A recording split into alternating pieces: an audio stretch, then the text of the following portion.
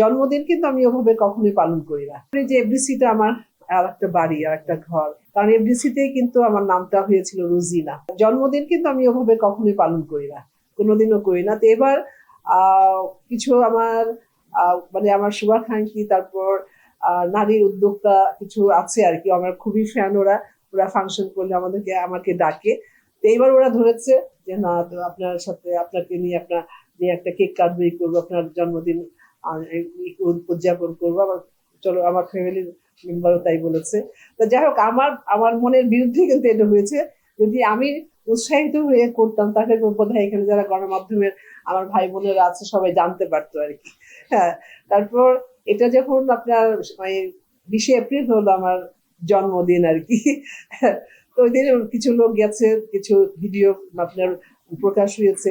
আমার director association Tutul ভাই তারপর ফোন করেছে, ম্যাডাম আমাদেরকে দাওয়াত দিলেন না, বাগের অনেক কিছু।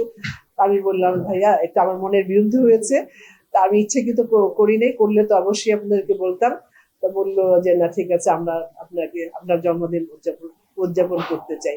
আজকে কিন্তু আমার এফডিসিতে, আমার পরিচালক সমিতিতে আমার জন্মদিন আবার করেছে। তো আমি মনে করি যে এফডিসিটা আমার আর একটা বাড়ি আর একটা ঘর।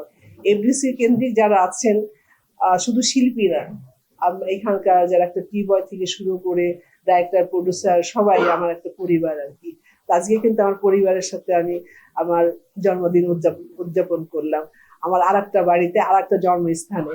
কারণ এফডিসিতে কিন্তু আমার নামটা হয়েছিল রোজিনা। আমার রোজিনার নামটি কিন্তু আমার বাবা মার দেওয়া না। সেখানে আমি মনে করি যে একবার জন্ম নিয়েছি সেই গলন্দতে, আবার জন্ম নিয়েছি রোজিনা হেসমের এফডিসিতে, এটাও আমার একটা বাড়ি। আজকে আমার আবার আজকে হলো 23 তারিখ না, 23 তারিখে আমার জন্মদিন আমার আর একটা বাড়িতে আর কি এফডিসিতে পালন করলো আমার ডাইরেক্টর, প্রডিউসাররা, আমার শিল্পীরাও ছিল আর কি। তো এখানে গণমাধ্যমের মধ্যে কেউ ছিল, আপনারা ছিলেন? কেউ ছিল না। হ্যাঁ, যা ইনশাল্লাহ আমার খুব ইচ্ছা আছে যদি আগামী বছর যদি আমি বেঁচে থাকি, আমি সুস্থ থাকি, আমি এই এফডিসিতেই করতে চাই আর কি। নতুন সিনেমা আসলে করতে চাই। আসলে আমি তো সিনেমার মানুষ, মানে সিনেমারই মানুষ, তাই না? আমি তো চলচ্চিত্রেরই মানুষ। আমি একটা গল্প লিখেছি বেশ অনেক আগে, ছোট্ট ভাই লিখেছেন আর কি। তো ওটা নিয়ে নাড়াচাড়া করছি, যে স্ক্রিপ্টও রেডি আছে, ওটাকে আবার রিফরমেশ করছি আর কি। তো ভাবছি, আর গল্পটার নাম হলো আপনার এখনই সময়। এখনই সময়। আর গল্পটা অবশ্যই আপনার একেবারে পারিবারিক জীবনধর্মী গল্প। মেসেজটা হলো আপনার যৌতুকের উপরে, কারণ এখনো কিন্তু যৌতুক আমাদের দেশে কিন্তু, শহরে আছে কিনা আমার জানা নাই, কিন্তু গ্রামে গঞ্জে মফস্বলে কিন্তু এখনো যৌতুক নিয়ে কিন্তু একটা পরিবার আপনার যে ধ্বংস হয়ে যায়, একটা মেয়ের জীবনটা যে নষ্ট হয়ে যায়, এই মেয়েটার জন্য কিন্তু তার মা বাবাও কিন্তু মনে করে অনেক বিপদগ্রস্ত হয় আর কি। আইনত কিন্তু বারণ আছে, তারপর কিন্তু যৌতুক চলছি।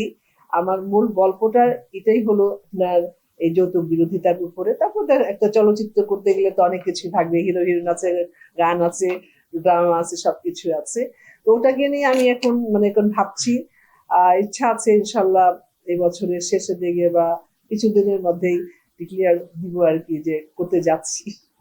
আমি সামনের মাসে বা জুন মাসের দিকে একটু দেশের বাইরে যাব, সেপ্টেম্বর অক্টোবরের দিকে চাচ্ছি আর কি করার জন্য, যদি আল্লাহ পাক সব দিকে ঠিক রাখে। না, এই বছর হবে না, শুরুই করতে চাচ্ছি এই বছরে। আর অবশ্যই সামনের বছরে ইনশাল্লাহ পাবে, ইনশাল্লাহ।